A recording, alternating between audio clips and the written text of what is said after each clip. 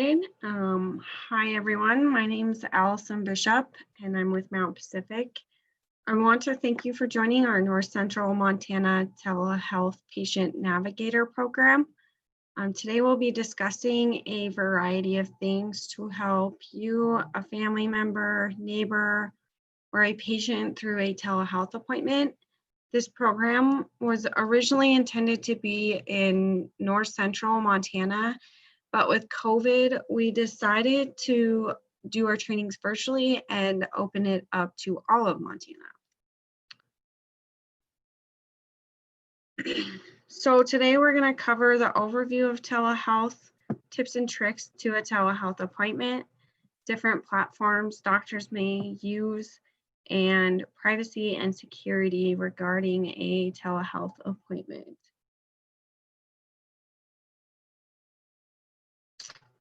So first things first, what is telehealth? For those who don't know, telehealth is defined by HHS or the U.S. Department of Health and Human Services as the use of electronic information and telecommunications technologies to support and promote long-distance clinical healthcare, patient and professional health-related education, and public health and health administration.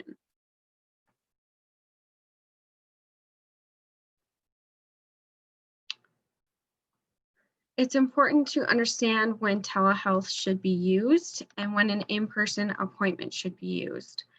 Telehealth can be used for many different things.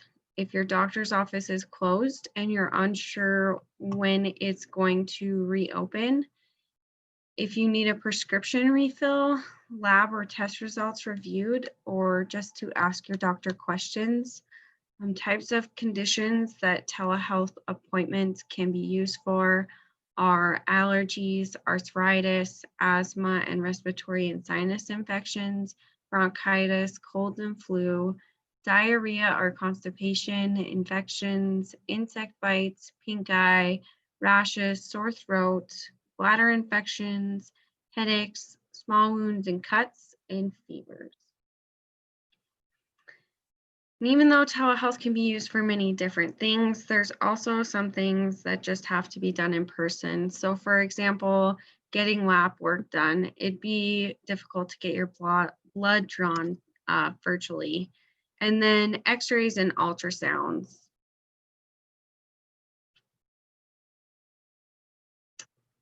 So like anything, there are many benefits to a telehealth appointments, but some of the top benefits are it can save you a trip.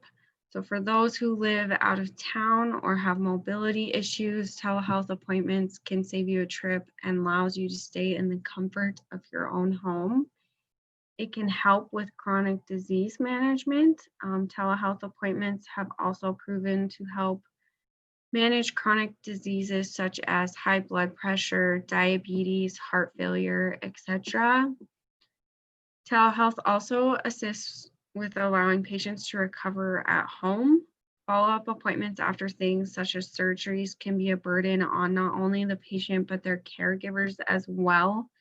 And these follow-up appointments can now be done virtually with a telehealth appointment.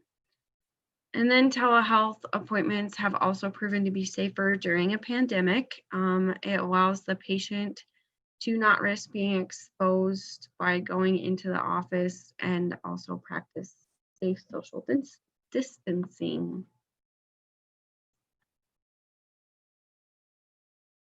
So like regular appointments, there are two types of telehealth appointments, a virtual physical and a virtual sick. Virtual physical appointment is where you review your medical history and any changes in your health. So for example, your sleep and exercise habits and your diet. If you had any labs done, your doctor will review those with you as well. And they'll also review any medications you're currently on. And if you use a pill organizer, they may want to see that. Dr. Todd Zartowski, a chief medical technology officer at Providence Health, states doctors can learn a lot by seeing a patient in a natural setting, such as their home, as opposed to a sterile office environment. So your doctor might ask you to walk around and move your arms and legs. And then at the end of a virtual physical appointment, your doctor should give you a plan of care, and that would contain things such as certain tests or new medications they might have ordered. A plan of care might also contain things you're already currently doing. A virtual sick appointment is where common illnesses can be diagnosed. These common illnesses are things like respiratory infections, urinary tract infections, and pink eye. If you have a virtual sick appointment, it's important to consider your symptoms before you visit. So, for example, if you're having stomach pain, you might want to wear pants with an elastic band so you're able to show your stomach area to your doctor. Something your doctor may ask you to do during your virtual sick appointment is see if you have any swollen lymph nodes by feeling along your jawline, checking for sinus pain by pressing on your cheekbones, below your eyes, and on your forehead, and then check for an infection by shining a flashlight into your mouth. They also might ask you to take deep breaths and breathe into your microphone. Dr. Susan Bailey, the American Medical, or with the American Medical Association states, there are a lot of visual and auditory cues a doctor can use to evaluate a patient. I'm able to listen to patients cough, rapid breathing, wheezing, and hoarseness.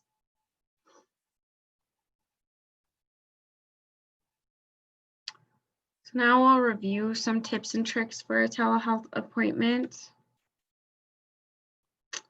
When you're making your appointment, there's some things to consider and mention to the doctor's office. Are you a new patient or a returning patient? If you're a returning patient, the doctor's office will need to make sure they have all the correct information. If you're a new patient, depending on their policies, they'll ask you for your insurance information, address, phone number, etc. They might also ask what is the reason for your visit. It will be vital for you to be able to tell the receptionist what you need your appointment for. They might also ask what kind of symptoms you might be having. The receptionist might also ask what your expectations of the appointment is. For example, if you are sick and needing medication, they might want to know that. So before calling the doctor's office, it might be vital to have that on hand as well.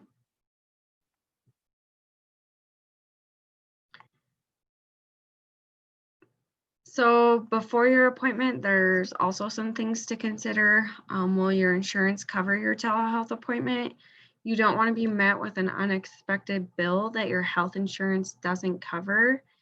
Since the pandemic, most states have required health insurance companies to cover telehealth appointments, but it's always better to be on the safe side. Make sure whatever device you're planning on using for the appointment works properly and is able to access the internet. A way to make sure your device is working properly is to test the device prior to the appointment.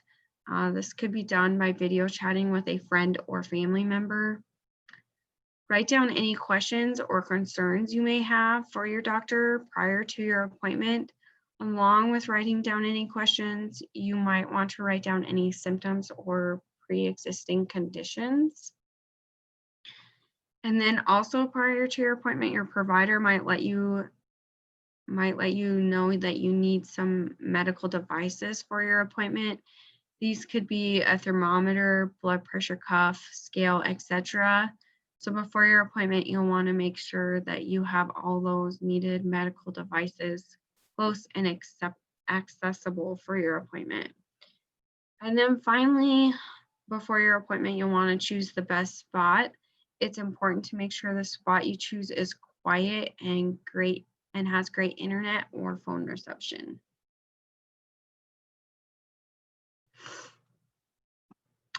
So there are different devices that you could use for your telehealth appointment, and like everything else, each has its own pros and cons to think about. A smartphone can be nice to use for your appointment because you're able to show your doctor things easily. For example, if you have a rash, you can easily show them your rash by showing it on video or taking a picture. But like anything, there's always a con. The cons of using a smartphone is you might have to download an app or two, and it also has a smaller screen than the other devices. A tablet or iPad can also be used for your telehealth appointment. And like a smartphone, a tablet can make it easy to show your provider things. Another pro of using a tablet or iPad is it's got a bigger screen, making it easier for you to view things that your doctor might show you. The cons of using a tablet or iPad is some apps can be difficult to download to them, and it also can be hard to hold since it is larger. And then it's important to make sure you're in portrait mode, so you're able to hold the device vertically rather than horizontally.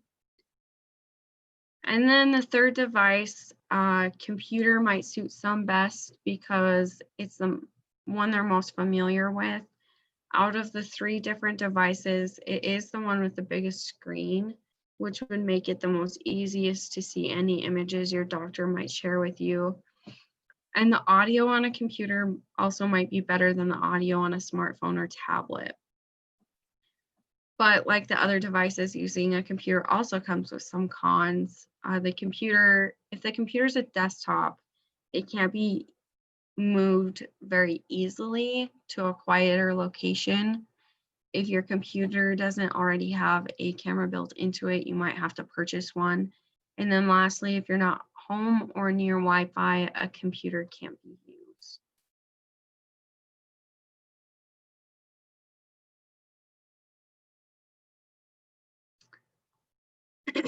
So during your appointment, you might want to write down any of the answers your doctor provides you to the questions that you have asked.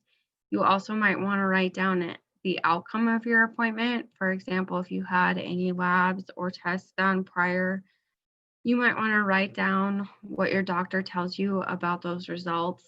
And then finally, if you have a follow-up appointment or any lab appointments, it might be helpful to write down those dates as well.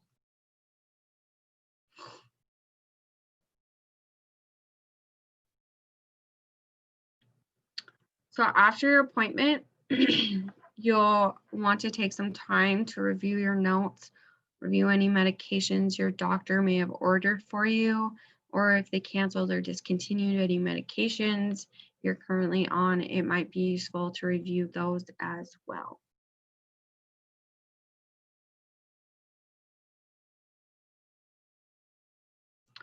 So now we'll discuss some privacy and security topics to be aware of regarding telehealth.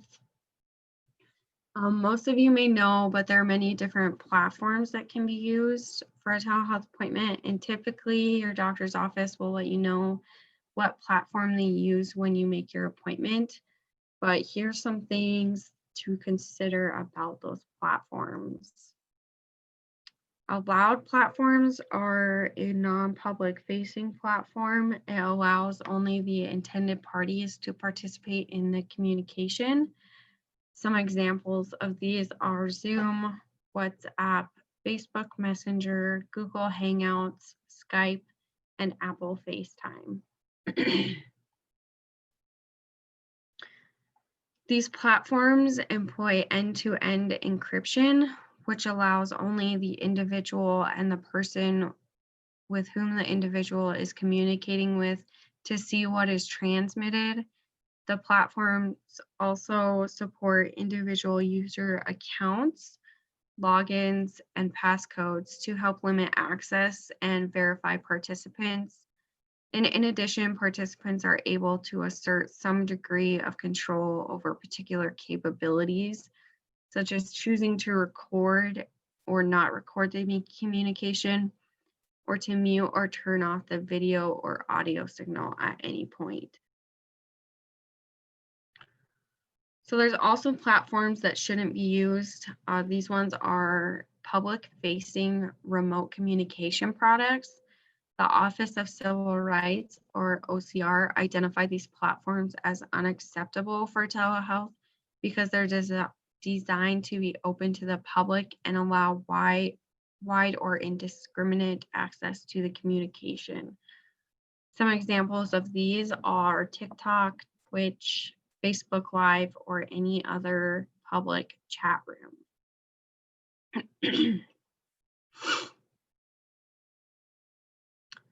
So what to expect from your platform? Typically, your doctor's office will provide you with whichever platform their office uses, and there's some important things to take into consideration with them.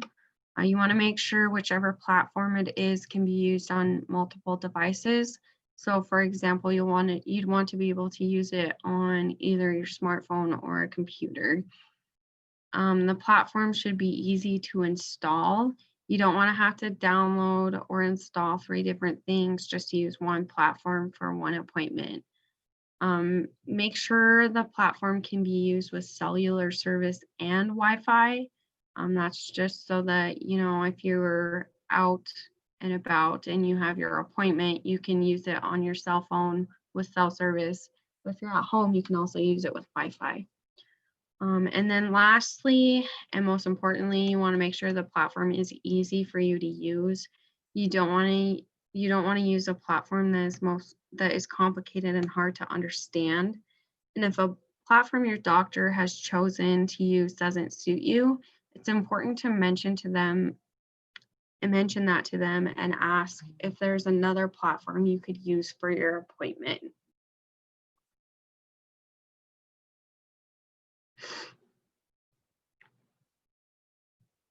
With telehealth appointments, you might have some questions or concerns regarding privacy and HIPAA. And the HIPAA privacy rule protects PHI or protected health information held or transmitted by a health center or its business associate in any form, whether it's electronic, paper, or verbal.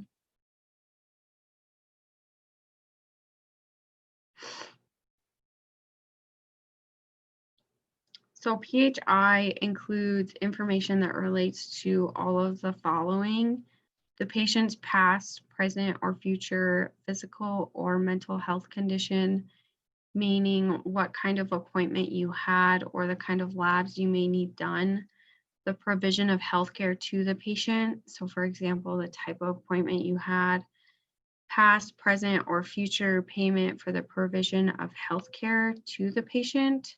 So how your appointment or lab is being paid for.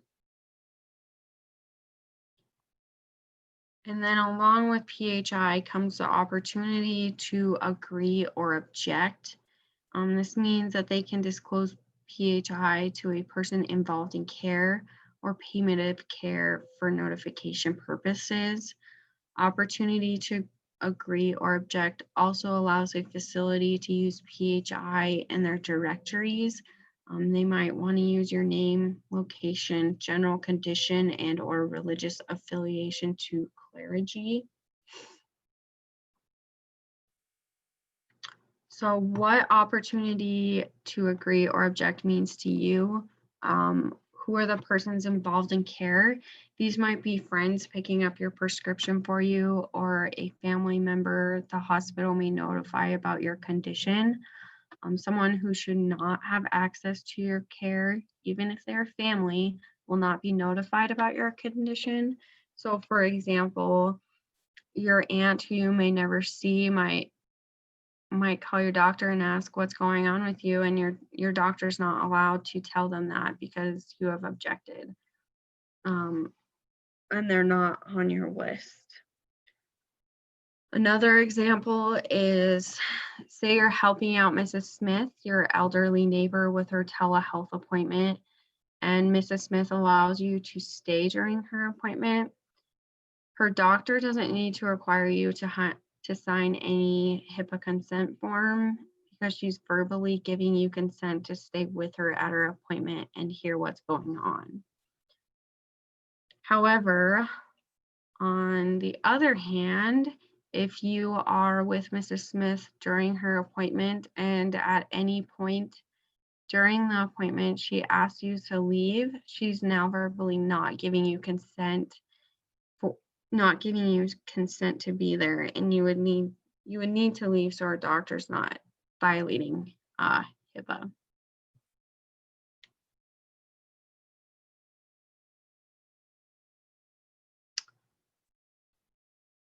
So what you guys might be wondering, what happens now.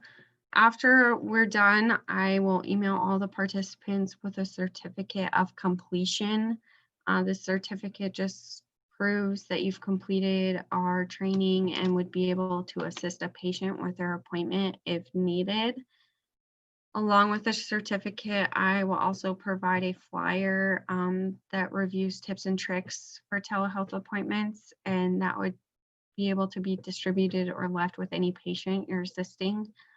And then at the end of all our trainings, we will pull a list of those who've completed the training and place on Mount Pacific's website.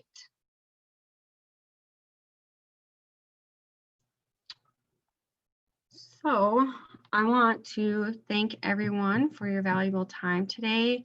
This could be a lot of information for anyone to take in. So if you think of any questions after we're done, don't hesitate to email or call me. And if anyone has any questions now, I would be more than happy to answer them the best I can.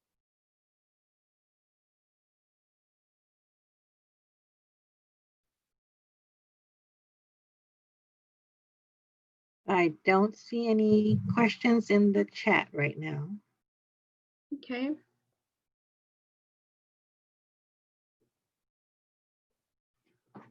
I'll give them a few minutes.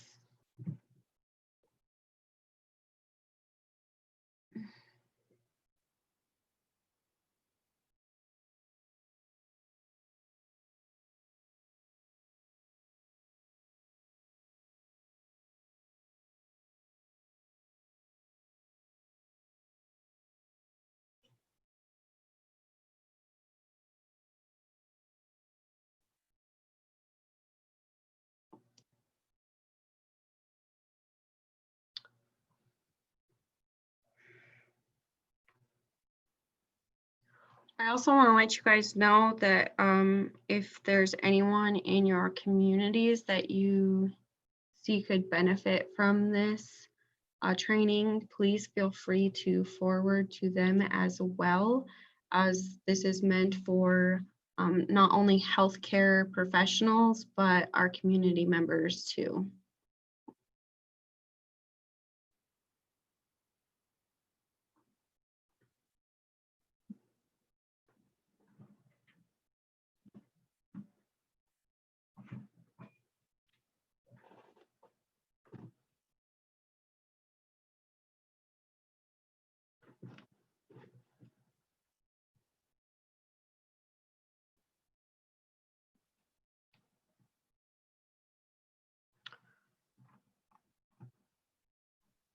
All right, well, if no one has any questions,